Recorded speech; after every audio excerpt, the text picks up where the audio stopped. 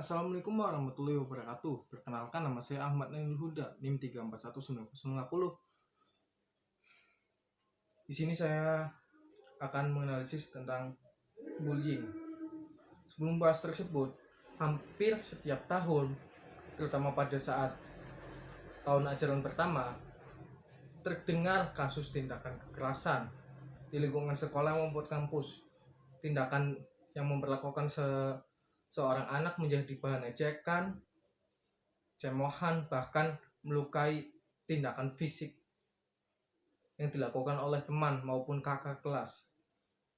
Dan tindakan ini sering disebut dengan istilah bullying. Nah, sebelum membahas lebih lanjut, mari kita simak video berikut ini.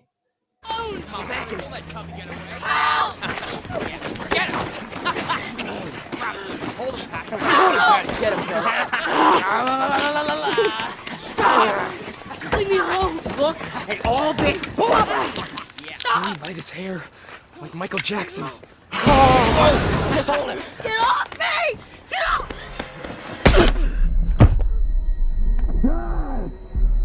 Okay, kid. This is what us locals call the kissing bridge. Famous for Susan. Sucking face. And carving names. Henry, please.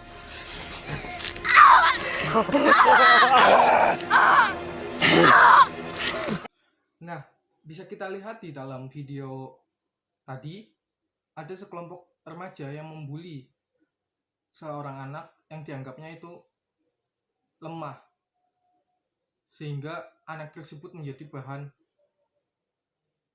cemohan ataupun ejekan, bahkan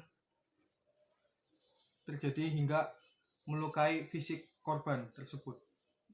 Sebelum membahas lebih lanjut, apa sih pengertian dari bullying tersebut? Bullying adalah suatu tindakan atau perilaku yang dilakukan dengan secara melukai fisik, verbal, atau emosional oleh seseorang atau kelompok yang merasa dirinya itu lebih kuat kepada korban yang secara fisik atau maupun mental lemah. Kejadian itu berulang kali terjadi tanpa perlawanan dari korban, sehingga membuat korban itu sendiri menderita. Lalu apa sih penyebab dari terjadinya bullying tersebut? Terjadinya bullying terjadi akibat kekuasaan dan kekuatan yang tidak seimbang, sehingga korban berada dalam keadaan tidak mampu membela dirinya secara efektif terhadap tindakan negatif yang mereka terima. Adapun penyebab bullying dari sisi korban, yaitu yang pertama, penampilan fisik. Ketika seseorang anak memiliki penampilan fisik yang dianggap berbeda dengan anak lainnya pada umumnya, para bully dapat menjadikan bahan untuk mengintimidasi anak tersebut. 2. Terlihat lebih lemah. Ketika seorang anak dianggap lebih lemah dan terlihat tidak suka melawan, seperti yang sudah disebutkan di atas, bahwa bullying melibatkan ketidakseimbangan kekuatan antar pelaku dan juga korban. Pelaku tentunya merasa dirinya sebagai pihak yang lebih kuat dan dapat mendominasi korban yang lebih lemah. Nomor 3, terlihat tidak mudah bergaul. Selain karena lemah, terlihat tidak mudah bergaul dan memiliki sedikit teman juga menjadi salah satu penyebab korban menjadi korban bully. Individu yang terlihat tidak mudah bergaul dan memiliki sedikit teman juga dapat terlihat lebih lemah dan membuat bully berpikir dapat mendominasi mereka. Lalu apa penyebab bully dari sisi pelaku? Yang pertama yaitu pelaku memiliki masalah pribadi. Salah satu pemicu seseorang menjadi pelaku bully adalah karena mereka memiliki masalah pribadi yang membuatnya tidak berdaya di hidupnya sendiri. Penyebabnya seperti perkelahian yang berlebihan di rumah, perceraian orang tua ataupun broken home, dan adanya anggota keluarga yang menjadi pencandu narkoba yang dapat memicu hal ini terjadi. Nomor 2, pelaku pernah menjadi korban sendiri. Berdasarkan beberapa kasus, menunjukkan bahwa pelaku sebenarnya juga merupakan korban. Contohnya seperti anak yang merasa dibully di rumah, kemudian anak tersebut membalas dengan cara membuli temannya di sekolah yang ia anggap lebih lemah dari dirinya. Ketiga, rasa iri pada korban. Penyebab bullying selanjutnya adalah rasa iri pelaku pada korban. Rasa iri ini bisa muncul akibat korban memiliki hal yang sebenarnya sama istimewanya dengan sang pelaku. Pelaku mengintimidasi korban agar korban tidak akan lebih menonjol dari dirinya sendiri.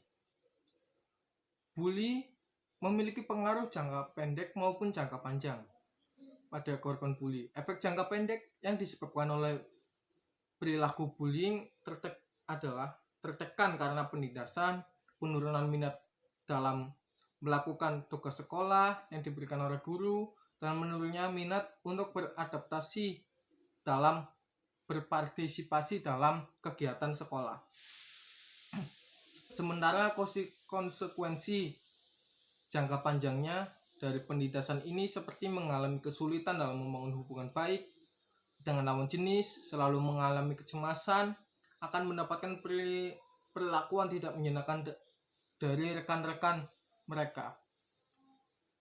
Perilaku ini dapat terjadi pada siapa saja dan kapan saja, namun paling sering terjadi pada anak-anak. Menurut data KPAI pada tahun 2018, kasus bullying dan kekerasan fisik masih menjadi kasus yang mendominasi pada bidang pendidikan. Yang tercatat mungkin hanya sebagian kecil saja, karena masih banyak sekali pihak yang kurang mengerti atau bahkan tidak peduli akan terjadinya kasus bullying terus ini. Bullying sebagai masalah sosial, tidak semua proses sosial yang ada pada masyarakat berjalan dengan normal. Ada gejala-gejala yang dianggap tidak normal oleh masyarakat sehingga dapat mengganggu tatanan sosial yang ada. Keadaan ini merupakan masalah sosial yang berkaitan erat dengan hubungan antar manusia.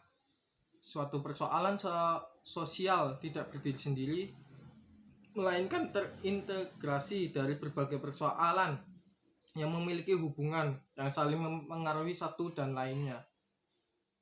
Lalu bagaimana sih mencegah perbuatan bully? Yang pertama, ceritakan pada orang dewasa yang dapat dipercaya. Ceritakan pada orang tua maupun guru yang memiliki otoritas untuk menindaklanjutinya. Yang kedua, abaikan penindasan dan jauhi. Seperti yang disebutkan sebelumnya, penindas akan merasa senang apabila mendapatkan reaksi seperti yang dia inginkan. Ketiga, tingkatkan keberanian dan rasa percaya diri. Tunjukkan pada lingkungan sekitar bahwa Anda bukan orang yang lemah dan mudah untuk ditindas. Nomor 4, bicara pada pelaku. Tunjukkan bahwa yang dilakukan pelaku bukan hal yang baik dan bahkan berbahaya. Yang kelima, bantu teman yang menjadi korban. Jika menyaksikan perilaku bully, jangan diam saja dan cobalah untuk memberi dukungan pada korban. Ya, mungkin itu saja atau analisis dari saya. Kurang lebihnya mohon maaf. Wassalamualaikum warahmatullahi wabarakatuh.